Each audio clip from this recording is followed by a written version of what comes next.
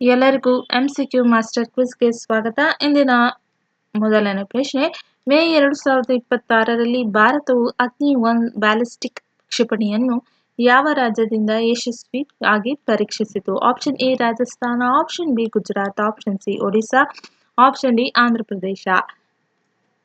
ಯಾವುದು? ಇನ್ನು ಸರಿಯಾದ ಉತ್ತರ Odisha. Odisha is the right answer. ಇನ್ನು ರಾಜಸ್ಥಾನ, ಗುಜರಾತ್ ಮತ್ತೆ ಈ ಆಂಧ್ರಪ್ರದೇಶ ಏನಿದೆ, ಯಾಕೆ ಇದು ಸರಿ ಉತ್ತರ ಅಲ್ಲ ಅನ್ನೋದು ನೋಡೋದಾದ್ರೆ, ಇನ್ನು ಆಪ್ಷನ್ ಎ ರಾಜಸ್ಥಾನದ ಪೋಖ್ರಾನ್ ಪರಮಾಣು ಪರೀಕ್ಷಾ ಸ್ಥಳ ಇದೆ, ಆದ್ರೆ ಅಗ್ನಿ-1 ಪರೀಕ್ಷೆ ಅಲ್ಲಿಂದ ಅಲ್ಲ. ಸೊ ಆಪ್ಷನ್ ಎ ಕೂಡ ತಪ್ಪು. ಇನ್ನು ಆಪ್ಷನ್ ಬಿ ಗುಜರಾತ್ ನಲ್ಲಿ ಕ್ಷಿಪಣಿ ಪರೀಕ್ಷಾ ಕೇಂದ್ರನೇ ಇಲ್ಲ, ಇನ್ನಲ್ಲಿ ಅದನ್ನು ಟೆಸ್ಟ್ ಮಾಡೋದಾಗಿತ್ತೆ, ಅದಕ್ಕೆ ಗುಜರಾತ್ ಕೂಡ ಅಲ್ಲ, ರಾಂಗ್ ಆನ್ಸರ್. ಇನ್ನು ಆಂಧ್ರ ಪ್ರದೇಶ ಏನ್ ಹೇಳುತ್ತೆ, ಆಂಧ್ರ ಪ್ರದೇಶದಲ್ಲಿ ಶ್ರೀಹರಿಕೋಟ ಉಪಗ್ರಹ ಉಡಾವಣಾ ಕೇಂದ್ರವಿದೆ, ಆದ್ರೆ ಕ್ಷಿಪಣಿ ಪರೀಕ್ಷೆ ಅಲ್ಲ. ಸೊ ಆಂಧ್ರ ಪ್ರದೇಶ ಕೂಡ ತಪ್ಪಾದ ಉತ್ತರ. ಸರಿಯಾದ ಉತ್ತರ ಆಂಧ್ರ ಪ್ರದೇಶ, ಒಡಿಶಾ. ಪ್ರಮುಖ ಘಟನೆ ನೋಡೋದಾದ್ರೆ, ಭಾರತವು ಅಲ್ಪ ವ್ಯಾಪ್ತಿಯ ಬ್ಯಾಲಿಸ್ಟಿಕ್ ಕ್ಷಿಪಣಿ ಅಗ್ನಿ-1 ಅನ್ನು ಯಶಸ್ವಿಯಾಗಿ ಪರೀಕ್ಷಿಸಿದೆ. ಯಾವಾಗ? 22 ಏಪ್ರಿಲ್ 2026ರಂದು ಶುಕ್ರವಾರ ದಿವಸದಂದು ಘಟನೆ ನಡೆದಿರೋದು. ಇನ್ನು ಸ್ಥಳ ಸಮಗ್ರ ಪರೀಕ್ಷಾ ವ್ಯಾಪ್ತಿ ಚಾಂದಿಪುರ, ಬಾಲಸೋರ್ ಜಿಲ್ಲೆ, ಒಡಿಶಾ ರಾಜ್ಯದಲ್ಲಿ. ಇನ್ನು ನಡೆಸಿದವರು ಯಾರು? ಸ್ಟ್ರಾಟಜಿಕ್ ಫೋರ್ಸಸ್ ಕಮಾಂಡ್ ಅಡಿಯಲ್ಲಿ ಇದನ್ನ ನಡೆಸಿರೋದು. ಇನ್ನು ಇದ್ರ ವ್ಯಾಪ್ತಿ ಬಂದು 700 ಕಿಲೋಮೀಟರ್ ಪರಮಾಣು ಸಾಮರ್ಥ್ಯ ಹೊಂದಿದೆ ಇದಕ್ಕೆ. ಇನ್ನು ಅಭಿವೃದ್ಧಿ ಮಾಡಿದವರು ಯಾರು ಅಂದ್ರೆ DRDO, ಮತ್ತೆ ರಕ್ಷಣಾ ಸಂಶೋಧನೆ ಮತ್ತು ಅಭಿವೃದ್ಧಿ ಸಂಸ್ಥೆ. ಇನ್ನು ಇದರ ವಿಶೇಷತೆ ಎಲ್ಲಾ ಕಾರ್ಯಾಚರಣೆ ಮತ್ತು ತಾಂತ್ರಿಕ ಮಾನದಂಡಗಳನ್ನು ಯಶಸ್ವಿಯಾಗಿ ದೃಢಪಡಿಸಿದೆ. ಮತ್ತೆ ಇತರ ಪರೀಕ್ಷೆ ಇನ್ಯಾವ್ದು ನಡೆದಿದೆ ಅಂದ್ರೆ ಇದ್ರ ಮೇಲೆ ಇದೇ ತಿಂಗಳು ಮೇ 8ರಂದು MIRV ತಂತ್ರಜ್ಞಾನದ ಸುಧಾರಿತ ಅಗ್ನಿ ಪರೀಕ್ಷೆಯನ್ನು ಡಾಕ್ಟರ್ APJ ಅಬ್ದುಲ್ ಕಲಾಂ ದ್ವೀಪ, ಒಡಿಶಾದಿಂದ ಪರೀಕ್ಷಿಸಲಾಯಿತು. ಇನ್ನು ಅಗ್ನಿ-1 ಕ್ಷಿಪಣಿ ಬಗ್ಗೆ ನಾವು ತಿಳ್ಕೊಳ್ಳೋದಾದ್ರೆ, ಇದು ಮಾದರಿ ಬಂದು ಅಲ್ಪ ವ್ಯಾಪ್ತಿಯ ಬ್ಯಾಲಿಸ್ಟಿಕ್ ಕ್ಷಿಪಣಿ SRBM ಇನ್ನ ವ್ಯಾಪ್ತಿ 700ರಿಂದ 1200 ಕಿಲೋಮೀಟರ್ ತನಕ ಇದೆ. ಇನ್ನು ಸಿಡಿತಲೆ ಪರಮಾಣು ಮತ್ತೆ ಸಾಂಪ್ರದಾಯಿಕ 100 kg ಇದೆ. ಇನ್ನು ನಿಯೋಜನೆ ಈಗಾಗಲೇ ಭಾರತೀಯ ಸೇನೆಯಲ್ಲಿ ನಿಯೋಜಿತವಾಗಿದೆ ಇದು. ಇನ್ನು ಪ್ರಶ್ನೆ 2, ಮೇ 2026ರಲ್ಲಿ ಭಾರತವು ನೇಪಾಳದ ಪಶುಪತಿನಾಥ ದೇವಸ್ಥಾನಕ್ಕೆ ಉಡುಗೊರೆಯಾಗಿ ನೀಡಿದ ವಿಶೇಷ ವಸ್ತು ಯಾವುದು? ಆಪ್ಷನ್ ಎ ರುದ್ರಾಕ್ಷಿ ಮಾಲೆ, ಆಪ್ಷನ್ ಬಿ 40 ಕಿಲೋಗ್ರಾಂ ಶ್ರೀಗಂಧ, ಆಪ್ಷನ್ ಸಿ ಬೆಳ್ಳಿಯ ತ್ರಿಶೂಲ, ಆಪ್ಷನ್ ಡಿ ತೇಗದ ಮರದ ದೇವಾಲಯದ ಮಾದರಿ. ಯಾವುದು? ಸರಿಯಾದ ಉತ್ತರ ನೋಡೋದಾದ್ರೆ ಆಪ್ಷನ್ ಬಿ 40 ಕಿಲೋಗ್ರಾಂ ಶ್ರೀಗಂಧ ಉಡುಗೊರೆಯಾಗಿ ನೇಪಾಳ ದೇವಸ್ಥಾನವಾದ ಪಶುಪತಿನಾಥ ದೇವಸ್ಥಾನಕ್ಕೆ ಉಡುಗೊರೆಯಾಗಿ ಕೊಟ್ಟಿದ್ದಾರೆ. ಇನ್ನು ಈ ರುದ್ರಾಕ್ಷಿ ಮಾಲೆ, ಇನ್ನು ಈ ಮಿಕ್ಕಿದ ಆಪ್ಷನ್ಸ್ ಯಾಕೆ ತಪ್ಪು ಅನ್ನೋದು ನೋಡೋದಾದ್ರೆ, ಈ ರುದ್ರಾಕ್ಷಿ ಮಾಲೆ ಏನ್ ಹೇಳುತ್ತೆ?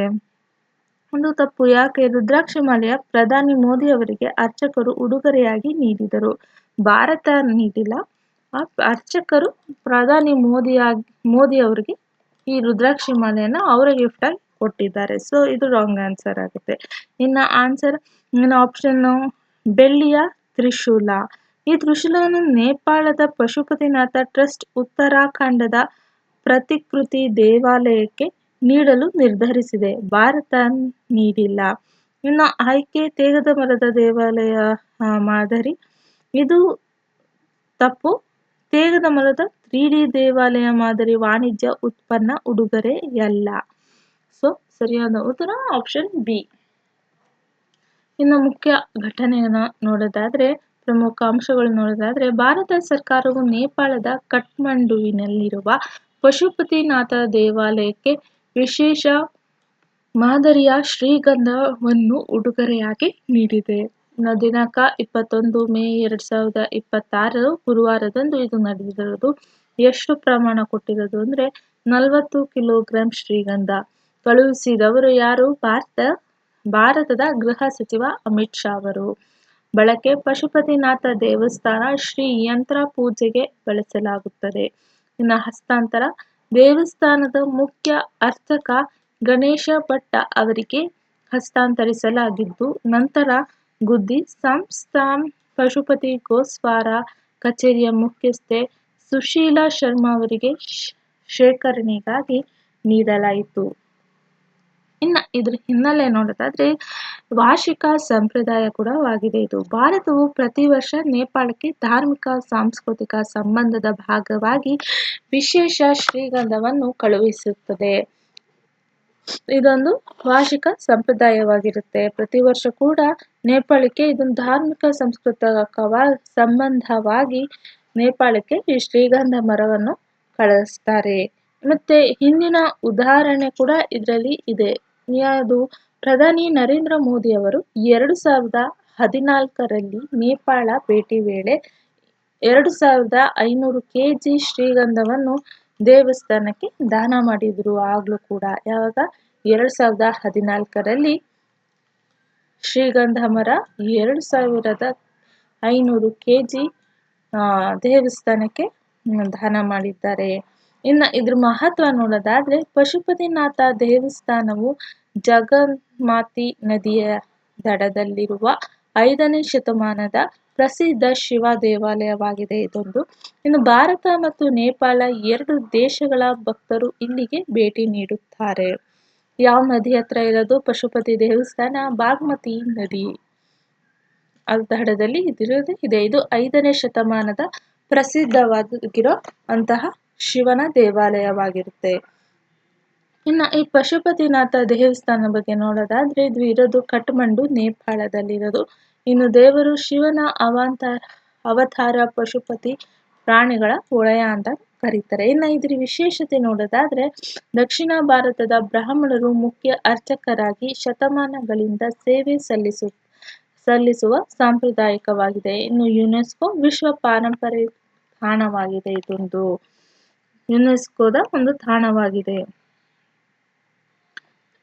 ಇನ್ನು ಪ್ರಶ್ನೆ 3, 2025ರ ವಿಶ್ವಸಂಸ್ಥೆಯ military gender advocate of the year ಪ್ರಶಸ್ತಿಯನ್ನು ಪಡೆದ ಭಾರತೀಯ ಸೇನಾಧಿಕಾರಿ ಯಾರು?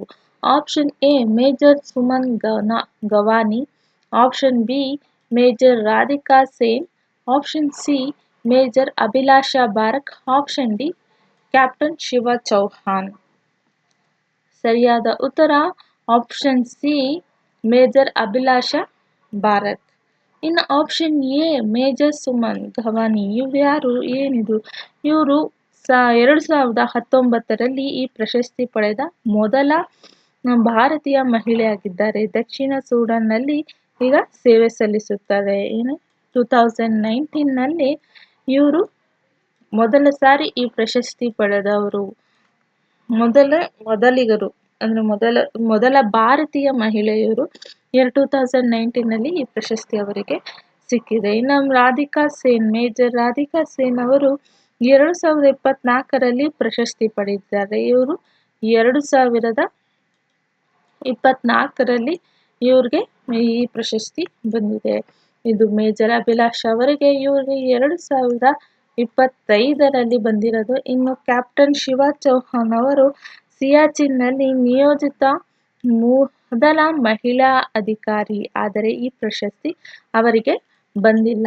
ಸೊ ಆಪ್ಷನ್ ಡಿ ಕೂಡ ರಾಂಗ್ ಆನ್ಸರ್. ಸರಿಯಾದ ಉತ್ತರ ಬಂದು option C Abhilasha Barak, major Abhilasha Barak.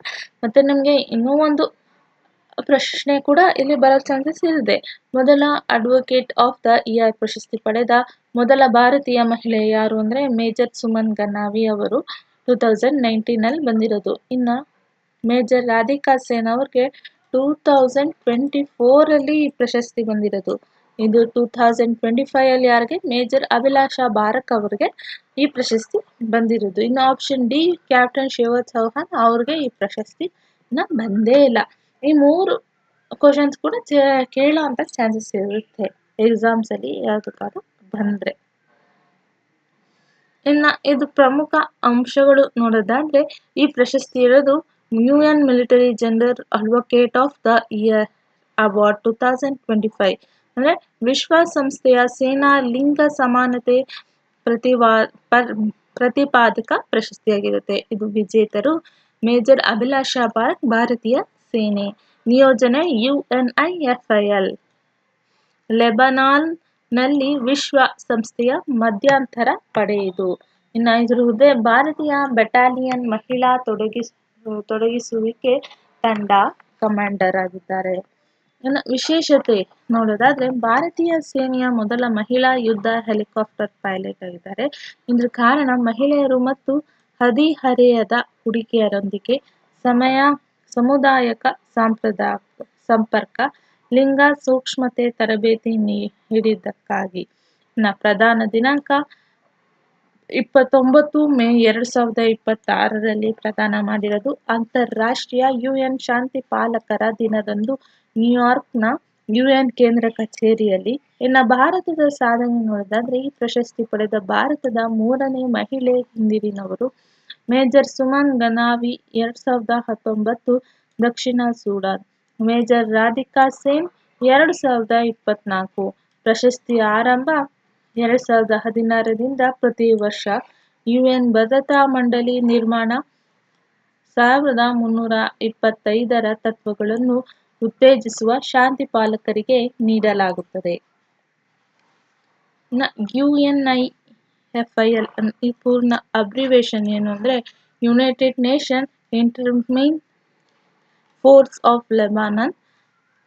ಕನ್ನಡದಲ್ಲಿ ವಿಶ್ವಸಂಸ್ಥೆಯ ಲೆಬನಾನ್ ಮಧ್ಯಂತರ ಪಡೆ. ಇದರ ಸ್ಥಾಪನೆ ಆಗಿರೋದು 19 ಮಾರ್ಚ್ 1978ರಲ್ಲಿ.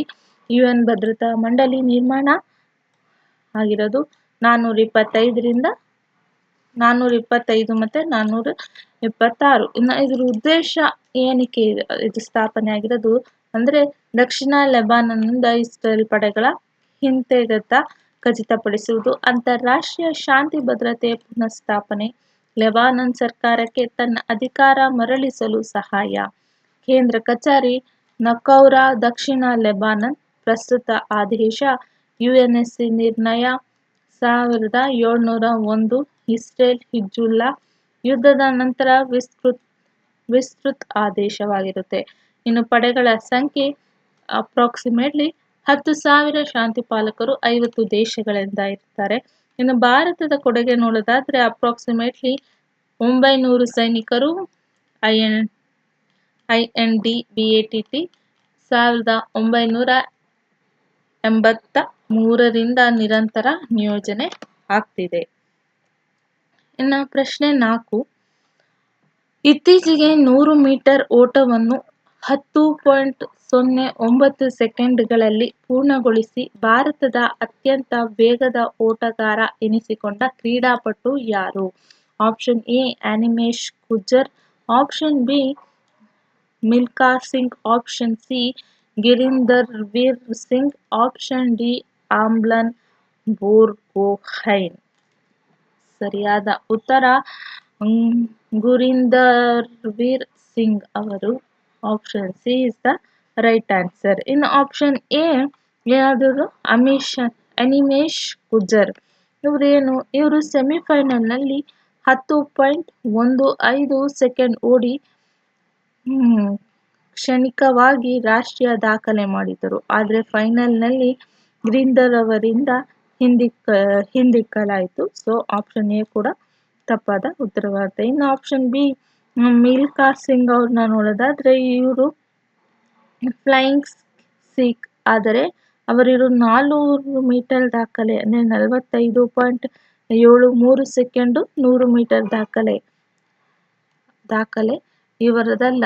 ಸೊ ಇದು ಕೂಡ ತಪ್ಪಾದ ಉತ್ತರ. ಇವ್ರದ್ದು 100 ಮೀಟರ್ ದಾಖಲೆ ಆಗಿದೆ. ಸೊ ಗುರಿಂದರ್ವೀರ್ ಸಿಂಗ್ ಅವ್ರದ್ದು ಸರಿಯಾದ ಉತ್ತರ. ಇನ್ನು ಆಪ್ಷನ್ ಡಿ ಆಮ್ಲನ್ ಬೋರ್ಗೊಹೈನ್ ಅನ್ನೋದನ್ನ ನೋಡೋದಾದ್ರೆ ಅವರು 200 ಮೀಟರ್ ದಾಖಲೆ ಹೊಂದಿದ್ದಾರೆ, ಆದರೆ 100 ಮೀಟರ್ ಅಲ್ಲ.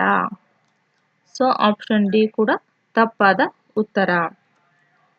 ಇನ್ನು ಸಾಧನೆ ನೋಡಿದ್ರೆ ಗುರಿಂದರ್ವೀರ್ ಸಿಂಗ್ ಅವರು 100 ಮೀಟರ್ ಓಟವನ್ನು 10.9 ಸೆಕೆಂಡ್ಗಳಲ್ಲಿ ಪೂರ್ಣಗೊಳಿಸಿ ಭಾರತದ ಅತ್ಯಂತ ವೇಗದ ಓಟಗಾರ ಎನಿಸಿಕೊಂಡಿದ್ದಾರೆ.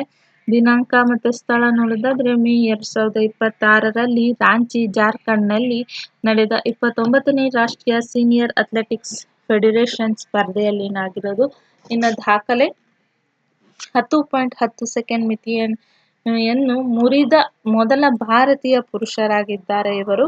ಇನ್ನು ವೈಯಕ್ತಿಕ ವಿವರ ನೋಡಿದರೆ ಇವರಿಗೆ ಇನ್ನು 25 ವರ್ಷ, ಭಾರತೀಯ ನೌಕಾಪಡೆಯ ಅಧಿಕಾರಿ, ಪಂಜಾಬ್ ಮೂಲದವರು ಇವರು. ಇನ್ನು ಪ್ರಶ್ನೆ 5, ಮೇ 2026ರಲ್ಲಿ ಸಾಮಾಜಿಕ ನ್ಯಾಯ ಮತ್ತು ಸಬಲೀಕರಣ ಸಚಿವಾಲಯವು ಹಿರಿಯ ನಾಗರಿಕರಿಗಾಗಿ ಬಿಡುಗಡೆ ಮಾಡಿದ ಮೊಬೈಲ್ ಅಪ್ಲಿಕೇಶನ್ನ ಹೆಸರೇನು? Option A Sanjeevani app, option B Jeevan app, option C Vyommitra app, option D Suraksha app ಆಗಿದೆ. ಇನ್ನು ಸರಿಯಾದ ಉತ್ತರ ಜೀವನ್ ಆ್ಯಪ್. ಸರಿಯಾದ ಉತ್ತರ ಯಾವುದು? ಇದಕ್ಕೆ ಜೀವನ್ ಆ್ಯಪ್. ಇನ್ನು ಸಂಜೀವನಿ ಆ್ಯಪ್ ಅಂದರೆ ಯಾವುದು? ಇದು ಗ್ರಾಮೀಣ ಆರೋಗ್ಯಕ್ಕೆ ಸಂಬಂಧಿಸಿದುದು, ಹಿರಿಯ ನಾಗರಿಕರಿಗಲ್ಲ. ಸೊ ಇದು ಕೂಡ ತಪ್ಪಾದ ಉತ್ತರ. ಇನ್ನು ವಯೋಮಿತ್ರ ಅನ್ನೋದನ್ನ ನೋಡೋದಾದ್ರೆ ಇದು ಯೋಜನೆ ಕೇರಳ ರಾಜ್ಯದ್ದು, ಕೇಂದ್ರದಲ್ಲ. ಸೊ ಇದು ಕೂಡ ತಪ್ಪಾದ ಉತ್ತರ. ಇನ್ನು ಸುರಕ್ಷಾ ಆ್ಯಪ್ನ ನೋಡೋದಾದ್ರೆ ಇದು ಮಹಿಳಾ ಸುರಕ್ಷತೆ ಸಂಬಂಧಿಸಿದ ಆ್ಯಪ್ ಆಗಿರುತ್ತೆ. ಸೊ ಇದು ಕೂಡ ತಪ್ಪಾದ ಉತ್ತರ. ಸರಿಯಾದ ಉತ್ತರ ಜೀವನ್ ಆ್ಯಪ್. ಇದ್ರ ಮುಖ್ಯ ಅಂಶಗಳು ನೋಡೋದಾದ್ರೆ ಬಿಡುಗಡೆಯಾಗಿರೋ ದಿನಾಂಕ 21 ಮೇ 2026 ಶುಕ್ರವಾರ. ಬಿಡುಗಡೆ ಮಾಡಿದವರು ಕೇಂದ್ರ ಸಾಮಾಜಿಕ ನ್ಯಾಯ ಮತ್ತು ಸಬಲೀಕರಣ ಸಚಿವ ಡಾಕ್ಟರ್ ವೀರೇಂದ್ರ ಕುಮಾರ್ ಅವರು ಇದನ್ನ ಬಿಡುಗಡೆ ಮಾಡಿದ್ದಾರೆ. ಇನ್ನು ಕಾರ್ಯಕ್ರಮ ನೋಡೋದಾದ್ರೆ ಉತ್ತಮವಾಗಿ ಕಾರ್ಯನಿರ್ವಹಿಸುವ ಆರೈಕೆ ಆರ್ಥಿಕತೆಯನ್ನು ಸೃಷ್ಟಿಸುವುದು ಎಂಬ ರಾಷ್ಟ್ರೀಯ ಕಾರ್ಯಾಗಾರವಾಗಿರುತ್ತೆ. ಇನ್ನು ಇದ್ರ ಉದ್ದೇಶ ನೋಡೋದಾದ್ರೆ ಹಿರಿಯ ನಾಗರಿಕರ ಸುರಕ್ಷತೆ, ಆರೈಕೆ, ಘನತೆ ಮತ್ತು ಸಬಲೀಕರಣವಾಗಿರುತ್ತೆ. ಇನ್ನು ಜೀವನ್ ಆ್ಯಪ್ ಬಗ್ಗೆ ನೋಡೋದಾದ್ರೆ ಇದರ ಪೂರ್ಣ ಹೆಸರು, ಫುಲ್ ಫಾರ್ಮ್ ಯಾವುದು ಅಂದರೆ joint elderly empowerment and virtual assistant network ಆಗಿರುತ್ತೆ. ಇನ್ನು ಲಕ್ಷ್ಯ ಹಿರಿಯ ನಾಗರಿಕರಿಗೆ ಒಂದೇ ವೇದಿಕೆಯಲ್ಲಿ ಎಲ್ಲ ಸೇವೆಗಳು ಸಿಗುತ್ತದೆ. ಇನ್ನು ಇದ್ರ ಪ್ರಮುಖ ಲಕ್ಷಣಗಳು ನೋಡೋದಾದ್ರೆ ಸರ್ಕಾರಿ ಯೋಜನೆ ಮಾಹಿತಿ ಇರುತ್ತದೆ. ಅಂದರೆ ಕೇಂದ್ರ ರಾಜ್ಯ ಸರ್ಕಾರದ ಕಲ್ಯಾಣ ಯೋಜನೆ, ಪಿಂಚಣಿ ಸೌಲಭ್ಯಗಳು ಎಲ್ಲ ಇದರಲ್ಲಿ ಇರುತ್ತೆ. PF, ಯಾವ್ದಾದ್ರು ಸರ್ಕಾರಿ ಯೋಜನೆ ಅಥವಾ ಕೇಂದ್ರ, ಸೆಂಟ್ರಲ್ ಆ್ಯಂಡ್ ಸ್ಟೇಟ್ ಎರಡೂ ಕೂಡ ಇದರಲ್ಲಿ ಅವೈಲಬಲ್ ಸಿಗುತ್ತದೆ. ಇನ್ನು ತುರ್ತು ಸಹಾಯ, ಎಮರ್ಜೆನ್ಸಿ ಹೆಲ್ಪ್ ನೋಡೋದಾದ್ರೆ SOS, ಪ್ಯಾನಿಕ್ ಬಟನ್, ಸ್ಥಳೀಯ ತುರ್ತು ಸೇವೆ, ವೈದ್ಯಕೀಯ ಜಾಲ, ರಾಷ್ಟ್ರೀಯ ಹಿರಿಯ ಸಹಾಯವಾಣಿಗೆ ನೇರ ಸಂಪರ್ಕ ಕೂಡ ಇರುತ್ತದೆ.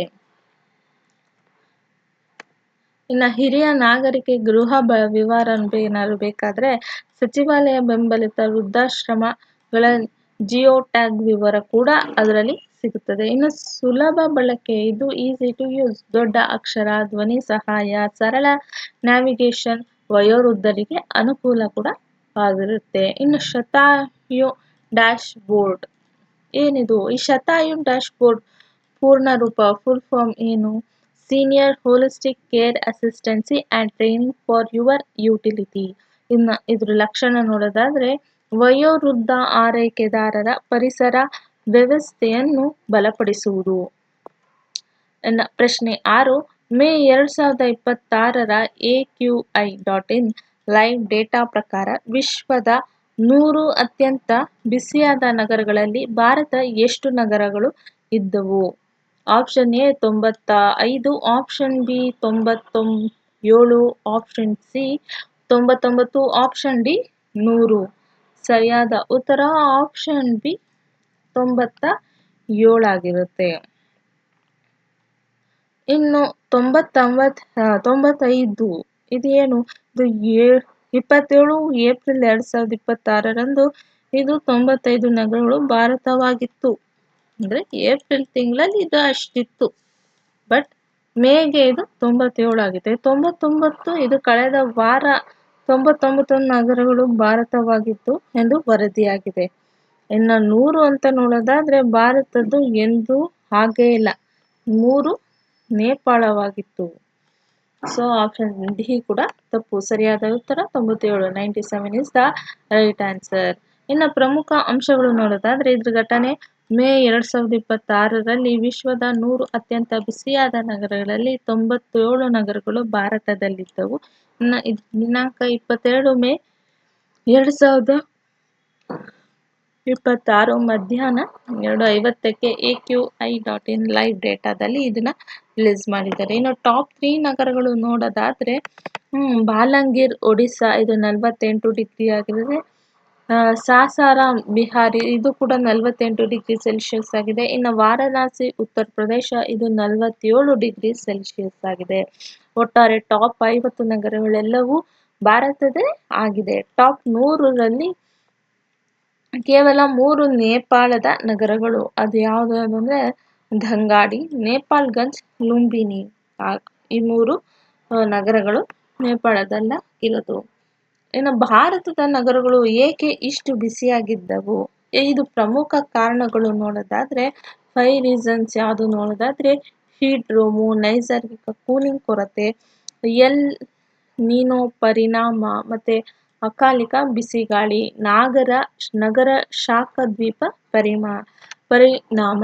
ಈ 5 ರೀಸನ್ಸ್ ಇಂದನೇ ಭಾರತದ ನಗರಗಳು ಇಷ್ಟು ಬಿಸಿಯಾಗಿದ್ದವು. ಇನ್ನು ಹೀಟ್ ರೋಮ್ ಅಂದ್ರೆ ಏನು? ಇದು ವಿಸ್ತಾರವಾದ ಸ್ಥಗಿತಗೊಂಡ ಹೆಚ್ಚು ಒತ್ತಡ ವಾತಾವರಣ ಬಿಸಿ ಗಾಳಿಯನ್ನು ಹೊರತೆಗೆದಂತೆ ಗುಮ್ಮಟದಂತೆ ಹಿಡಿದಿಟ್ಟುಕೊಳ್ಳುತ್ತದೆ. ಇನ್ನು ನೈಸರ್ಗಿಕ ಕೂಲಿಂಗ್ ಕೊರತೆ ಇದು ನೋಡೋದಾದ್ರೆ ಇದು ಕೃಷಿ ಬಯಲುಗಳಲ್ಲಿ ಮರಳು ಭೂಮಿಗಳಿಂದ ನೈಸರ್ಗಿಕ ತಂಪಾಗಿರುವ ವ್ಯವಸ್ಥೆ ಇಲ್ಲ. ಮತ್ತೆ ಹಸಿರು ಹೊದಿಕೆ ನೀರಿನ ಮೂಲ ಕಡಿಮೆಯಾಗಿದೆ. ಅದಕ್ಕೆ ಇದು ನೈಸರ್ಗಿಕ ಕೂಲಿಂಗ್ ಕೊರತೆ ಕೂಡ ಆಗಿದೆ. ಇನ್ನು ಎಲ್ ನಿಯೋ ಪರಿಣಾಮ ಅಂತ ನೋಡೋದಾದ್ರೆ 2026ರ ಮಧ್ಯದಲ್ಲಿ ಸೂಪರ್ ಎಲ್ ನೀನೋ ಸಾಧ್ಯತೆವಾಗಿದೆ. ಇದು ಪೆಸಿಫಿಕ್ ಬೆಚ್ಚಗಾದರೆ ಭಾರತದಲ್ಲಿ ಬಿಸಿಲು ಮಾನ್ಸೂನ್ ದುರ್ಬಲವಾಗಿರುತ್ತದೆ. ಇನ್ನು ಅಕಾಲಿಕ ಬಿರುಗಾಳಿ ಅಂತ ನೋಡೋದಾದ್ರೆ 2026ರಲ್ಲಿ ಏಪ್ರಿಲ್ನಲ್ಲಿ 45 ಡಿಗ್ರಿ ಸೆಲ್ಸಿಯಸ್ ದಾಟಿದೆ. ಮಾರ್ಚ್ ಏಪ್ರಿಲ್ನಲ್ಲೇ ವಿದರ್ಭದಲ್ಲಿ 46.9 ಡಿಗ್ರಿ ಸೆಲ್ಸಿಯಸ್ ಆಗಿದೆ. ಸೊ ಆವಾಗ ನಮಗೆ ಅಕಾಲಿಕ ಬಿರುಗಾಳಿ ಕೂಡ ಉಂಟಾಗಿದೆ. ಇನ್ನು ನಗರ ಶಾಖದ್ವೀಪ ಪರಿಣಾಮ ನೋಡೋದಾದ್ರೆ ಇದು ಕಾಂಕ್ರೀಟ್, ಟ್ರಾಫಿಕ್, AC ಹೊರಹಾಕುವ ಬಿಸಿ ಮತ್ತೆ ಹೈದರಾಬಾದ್ನಂತಹ ನಗರಗಳು ಹೆಚ್ಚು ಅಪಾಯದಲ್ಲಿವೆ. ಯಾಕೆ? ಹೈಯೆಸ್ಟ್ ಟ್ರಾಫಿಕ್ಸು, ಪೊಲ್ಯೂಷನ್ಸ್ ಎಲ್ಲ ಸೇರಿ ಇದು ಭಾರತ ಜಾಸ್ತಿ ಹೀಟ್ ಪ್ರೊಡ್ಯೂಸ್ ಆಗ್ಬಿಟ್ಟಿದೆ. ಇಷ್ಟು ಬಿಸಿಯ ನಗರಗಳು ಬಿಸಿಗೆ ಕಾರಣವಾಗಿದೆ. ಇದಿಷ್ಟು 5 ರೀಸನ್ಸ್. ಇನ್ನು AQI.in ಲೈವ್ ಡೇಟಾ ಅಂದರೆ ಏನು? ಇದು ಭಾರತ ಮೂಲದ ನೈಜ ಸಮಯದ ಗಾಳಿ ಗುಣಮಟ್ಟ ಮತ್ತೆ ಹವಾಮಾನ ಟ್ರ್ಯಾಕರ್ ವೆಬ್ಸೈಟ್ ಆ್ಯಪ್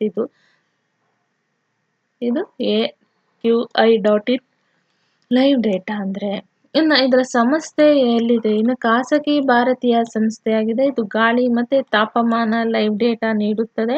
IMDಗಿಂತ ವ್ಯತ್ಯಾಸವಾಗಿದೆ. ಇದು IMD ಏನು? ಭಾರತೀಯ ಹವಾಮಾನ ಇಲಾಖೆ. ಇದು ಸರ್ಕಾರಿದು. AQI.in ಇದು ಖಾಸಗಿ ಗ್ಲೋಬಲ್ ಲೈವ್ ಯಾರ್ಕಿಂಗ್ ಆಗಿರುತ್ತೆ. ಇನ್ನು 2026ರ ದಾಖಲೆ ನೋಡಿದಾದ್ರೆ ಸತತ 2 ವಾರ ಭಾರತದ ನಗರಗಳು ಹಾಟೆಸ್ಟ್ ಸಿಟೀಸ್ ಪಟ್ಟಿಯಲ್ಲಿ ಪ್ರಾಬಲ್ಯವಾಗಿದೆ. ಎಲ್ಲರಿಗೂ ಧನ್ಯವಾದ, ಥ್ಯಾಂಕ್ ಯು ಅಂತ ಹೇಳ್ತಾ ಮುಂದಿನ ವಿಡಿಯೋದಲ್ಲಿ ಭೇಟಿಯಾಗೋದಾ. ಅಲ್ಲಿವರೆಗೂ ಲೈಕ್ ಮತ್ತೆ ಸಬ್ಸ್ಕ್ರೈಬ್ ಮತ್ತೆ ಶೇರ್ ಕೊಡಿ ನಿಮ್ಗೆ ಇಷ್ಟ ಆದರೆ. ಅಕಸ್ಮಾತ್ ಇಷ್ಟ ಆಗಿಲ್ಲ ಅಂದರೆ ಡಿಸ್ಲೈಕ್ ಕೂಡ ಕೊಡಿ ಅಂತ ಹೇಳ್ತೀನಿ. Thank you.